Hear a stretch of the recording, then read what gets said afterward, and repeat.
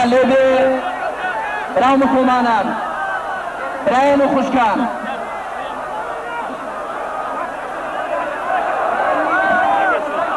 ئێمە مەبەستمان لەم ڕێپێوان و خۆپێشاندانە ئەوە بوو کە ئیسباتی کەین کە میلەتی کوردی مسلمان میلەتی مسلمان لە کوردستاندا لە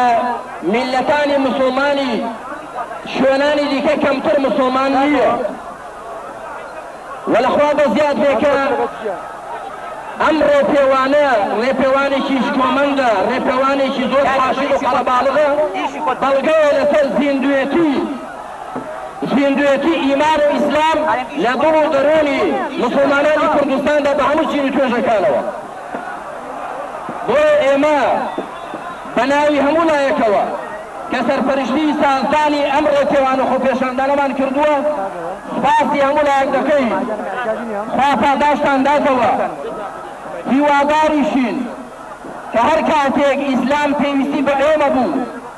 پێویستی بە ڕێپێوان بوو پێویستی بە ماڵبەخشین بوو پێویستی بە فرمێشک ڕستم بوو پێویستی بە هەر شتێک بوو ئاوا بۆی ئامادە بین بە ئەندازەی ئامادەیمان بۆ دیفاع لە پێغەمبەر عەلەیهی سەڵات وەسەلام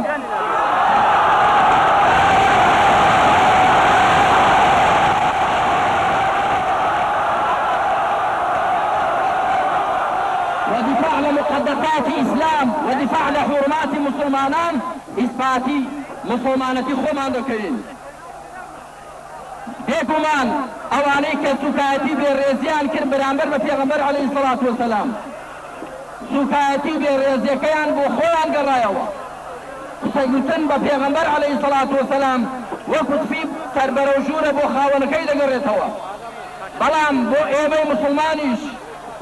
هرچند پیغمبر علیه الصلاة والسلام کسایتیشی ئەوەندە بەرز و بەڕێز و پیرۆزی هەیە پێویستی بە دیفاع لێکردنی ئێمە ناکات خوای پەروەردگار ڕێزی لێناوە خوا پێی فەرمووە وەرەفەعنا لەکە ذیکرەک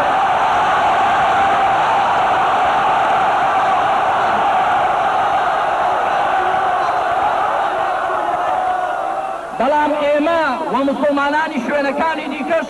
لە کاتێکدا کە هەڵدەستین بە ناڕێزایی دەربڕین و مەحکومکردنی پێڕێزی نواندن بەرامبەر بە پێغەمبەر عەلەیهی سەڵات وەسەلام ئەوە دیفاع لە دین و مسلمانەتی خۆمان دەکەین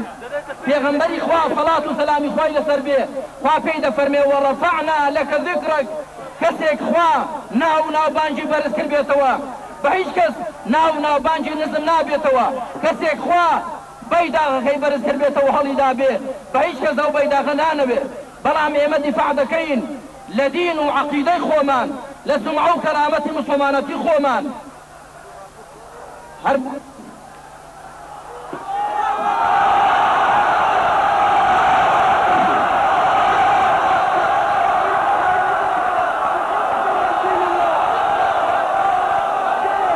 ئێمە بەڕێزان ئێمە زۆر سپاسی هەموو لایەک دەکەین خوا پاداشتان داتەوە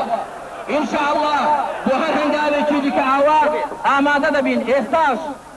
ئێمە بە ناوی ئێوەشەوە زۆر سپاسی هەموو دام و دەستگاکانی حکوومەتی هەرێم ئیدارەی هەولێر دەکەین کە لەگەڵماندا هاوکار بوون دەستباریان کرد کاراسانیان کرد سپاسیان دەکەین و ئینشاءالله بە هەموو لایەکمان بە حکوومەت و بە میلەتەوە بە قیادەی سیاسی فکری و بەجامەوەرمانەوە هەمیشە بەرگریکەر و پارێزەری مقدساتی ئیسلام دەبین و بەرگریکەر دەبین لە شەخسیەتی پێغەمبەر عەلەیهی سەڵات وەسەلام و لە پەیام